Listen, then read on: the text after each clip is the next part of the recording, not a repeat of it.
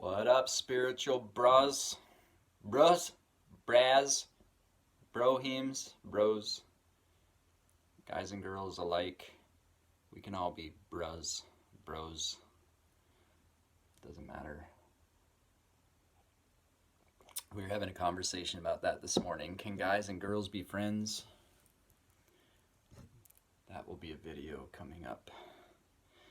Today we're going to talk about, you're going to talk right alongside me while I'm talking, okay? We're going to talk about shedding skin. You know, as you go on this path of self-awareness, finding the best version of yourself, living your joy, living life to your fullest, and all those things we've been talking about, you're going to go through some changes. You are going to decide that things in your life don't suit you, and you are going to change them. You are also probably going to decide what does suit you, and you are going to start adopting new things in your life, new ways of being, new habits, new choices, new potentially new diet habits, new my mind just gets so overwhelmed with that. Instead of listing all the things that might change, just simply understand that things will change. That's shedding skin. And some skin layers are really deep and heavy, and when they fall off, it is very freeing, but it is also can be very painful. You can lose, I've gone through several phases in my life where I've made such huge changes that I have lost entire friend sets. That's happened, it happened once when I became a church-going Christian. I lost an entire friend set. And then it happened again when I left the religious Christian organization that I was a part of. I lost an entire friend set. So, how does it go? Damned if you do, damned if you don't. That's just the way it's going to be. So, who you're living your life for, other people or yourself. I've found the greatest freedom comes from living your own life. Like Dr. Seuss says, those that matter don't mind, and those that mind don't matter. That's what I've always found. Some will support the changes you're making, some won't. And the ones that don't might end up just turning their backs on you, and you might lose relationships, friendships. It might put you outside of your comfort zone. I know that my changes, probably one of the most difficult experiences that I had as a result of the changes I was making in my life was a divorce. And the time, that period of time in my life was extremely difficult. But now that we have gone on and some time has passed, I think we both feel like we're in a better place. And amazingly, I think we get along better now than we ever did as friends, not in a married situation. That doesn't mean that I think that you should get a divorce at the drop of a hat. It is something that is very difficult and very challenging, and you should be very sure that is the step that you want to make. Anytime you have one of these cataclysmic transformational changes in your life, I think what I've been finding is, it can be very confusing maybe at first. It's like murky water One time when I was 5 years old, I was pushed out into the middle of the lake. Not the middle, but like too far. It was over my head, and I jumped off the inner tube in a panic, thinking I'm out too far. I mean, that's like the dumbest thing to do, right? Well, I chose the dumbest thing to do, and I jumped off, and I sunk straight to the bottom, and all I could see was green, murky water. I didn't really know which way was up or which way was down. All I knew is I didn't know how to swim, and I had better figure this out quick or I'm gonna die.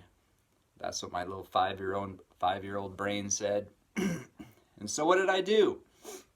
Well, obviously I didn't die, right?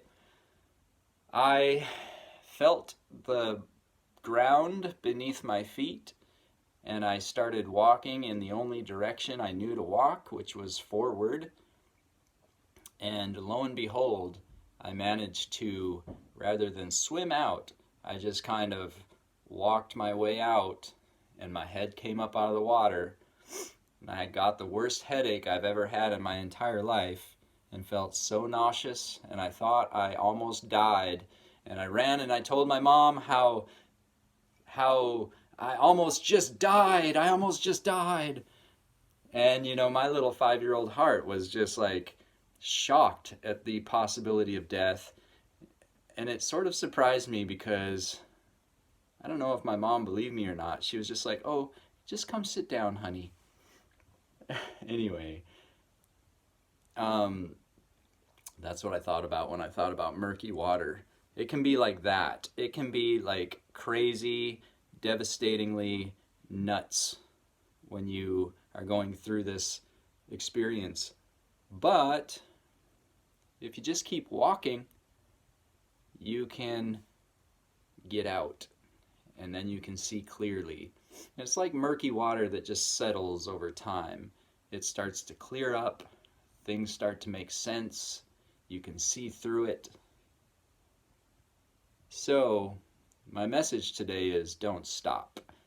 Wookiefoot has a song, and it says something about if you're going through hell, don't stop. Those are good, wise words from Wookiefoot, which is a band that you should know about. I'm shooting on you right now. No Wookiefoot. Hopefully you'll be glad you do, like I am. One more thing. I want to talk about midlife crisis versus transformation. I think I started to experience right around age 35 or so, about a decade ago, this overwhelming, almost, well, we'll just call it a very strong discomfort with the way my life was turning out. I was feeling at that time like the loneliest whale, feeling like life was controlling me instead of me controlling my life, or making my own decisions, or creating my own experience, etc. We'll have to do a video about control. I hope you understand what I mean in context.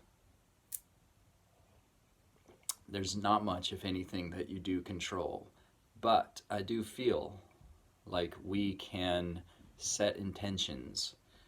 And so anyway, I looked at my life and I summed it up and I thought, nope, this isn't working for me. And like Harriet Tubman, I just was like, I'm out of here, dude.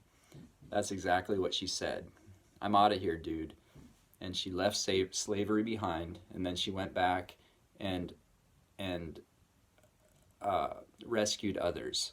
And that's what I'm here to do. I'm here to rescue you from your slavery. Oh man, I feel so quirky today. This South Dakota Starbucks mug my sister got me. It's pretty cool. Thanks, sis. She always wants to be sure I'm using it, and I do use it here in the boho room quite consistently.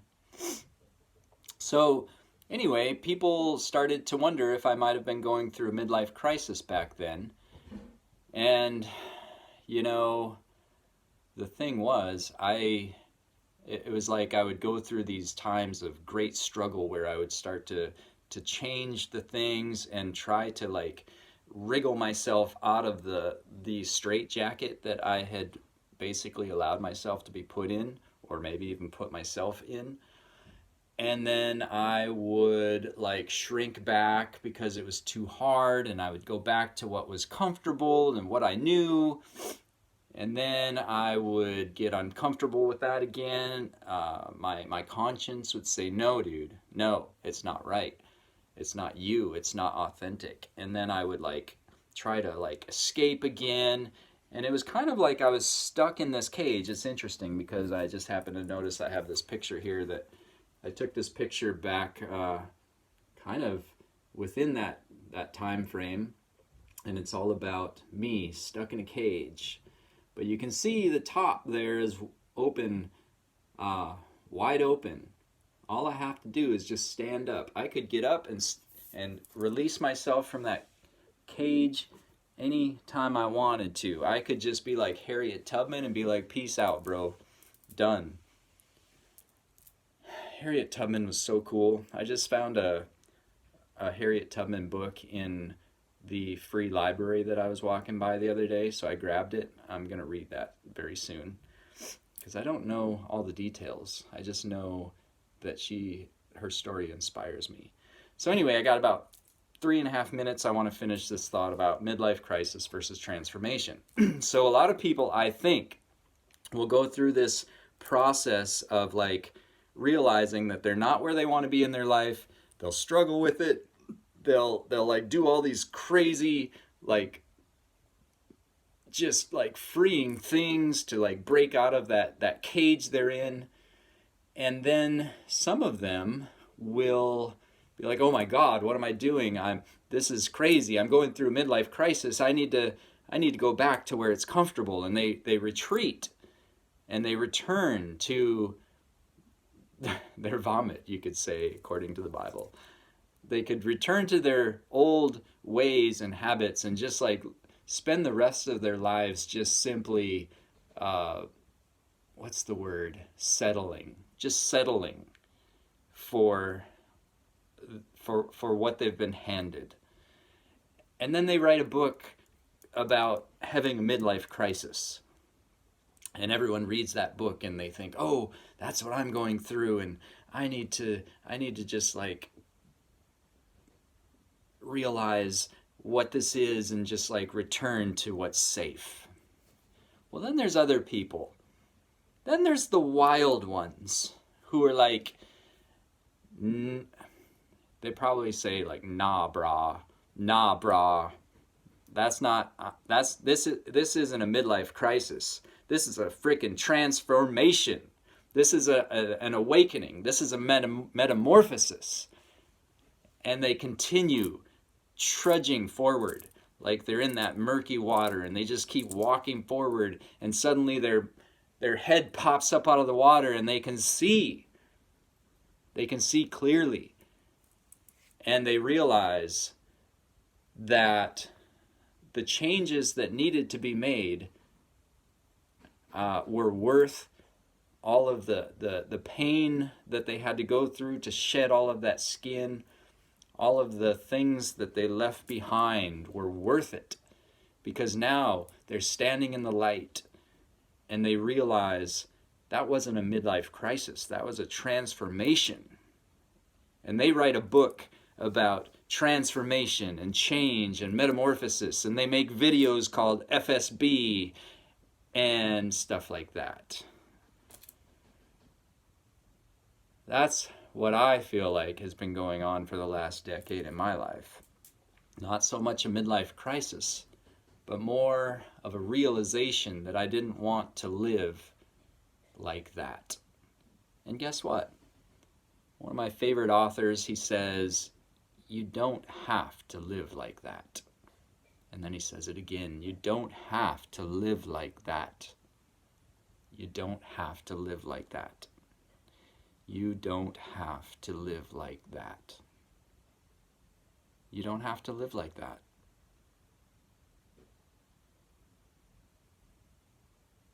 So let's not live like that.